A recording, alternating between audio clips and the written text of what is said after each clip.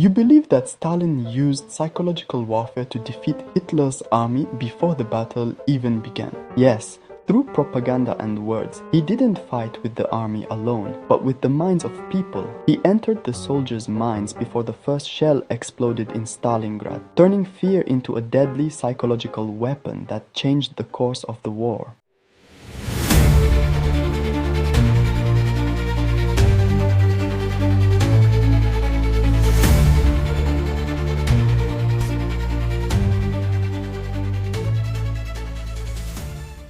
Welcome back. In this part, we continue together the story of one of the greatest battles in history, the Battle of Stalingrad. If you haven't watched the previous episodes yet, I recommend starting there because the events are deeply connected and you'll understand how things led up to the decisive moment we're talking about today. Now, let's dive together into the next chapter of this legendary war.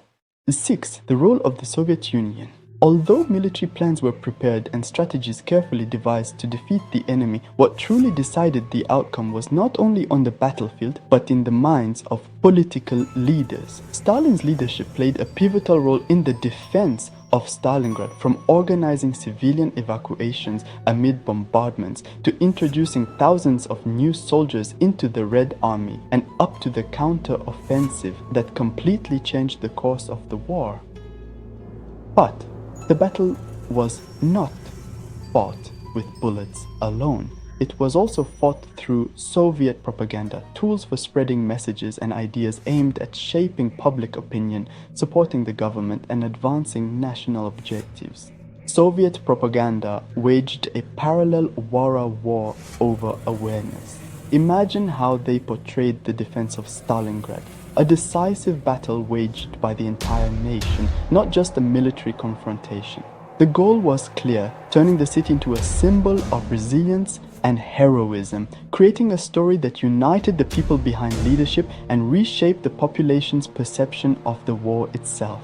In the end, victory was not only on the battlefield, but also in the ability to control the narrative told to the world and to the people, guiding the emotions of millions toward one goal: survival and triumph. The defense and liberation of Stalingrad represented a full-circle transformation of the city. Before the war broke out, government policies had successfully bypassed the disruptions caused by construction, providing the necessary labor and material through centralized administrative decisions. Stalin and his industrial managers wished to demonstrate the superiority of the socialist system over capitalism by transforming a small, insignificant city into a modern metropolis with all amenities, but not equipped for wartime conditions. Nevertheless, more than 90% of the city's population had been evacuated before the fighting reached Stalingrad. However, war brought its own consequences. The process of destruction and reconstruction represented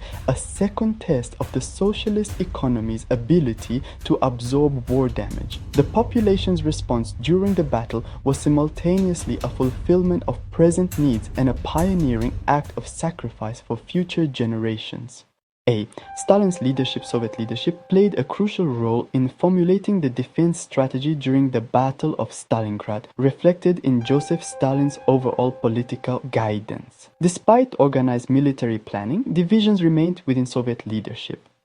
Its strategy emphasized an unwarranted counteroffensive, while the Western Front leaders advocated defending a vital industrial city. Stalin's decision to focus on Stalingrad required mobilizing all human and material resources in preparation for a winter campaign instead of conducting secondary summer offensives. This absolute dedication demonstrated the political and military leadership's strength in uniting the entire nation behind the battle.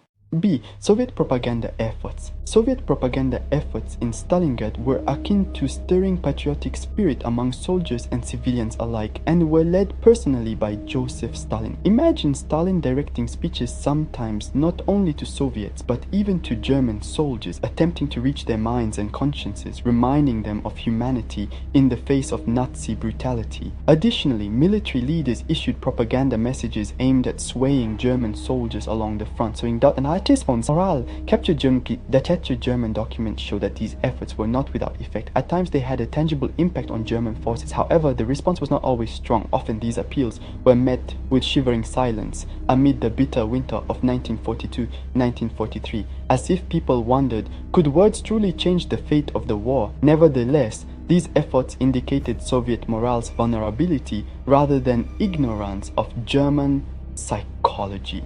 Moreover, Spanish volunteers fighting with the Germans and police units established by the Germans in occupied Russian territories were driven to fight fiercely by anti-communist propaganda.